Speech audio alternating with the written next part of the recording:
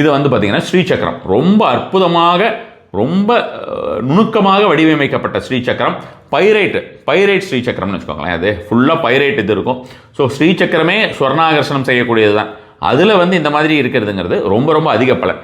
இது வந்து நம்ம டெய்லி வச்சுட்டு இதன் முன்னால் மகாலட்சுமி நமக என்று சொன்னாலே பலன் தரும்.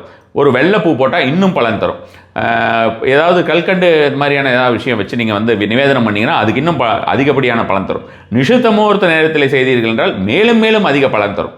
இது மாதிரி இதில் வந்து பலன் அப்படின்றது வந்து கொஞ்சம் நஞ்சம் கிடையாது. வீட்டில் இதை வச்சுட்டு நீங்கள் ஸ்ரீசுக்தம் போட்டு விட்டாலே அதோடைய வைப்ரேஷன் உங்களுக்கு தெரியும் கண்டிப்பான முறையில் வச்சுக்கோங்களேன். சும்மா போட்டு விட்டால் கூட போகும். அது மாதிரியான ஒரு விஷயம்.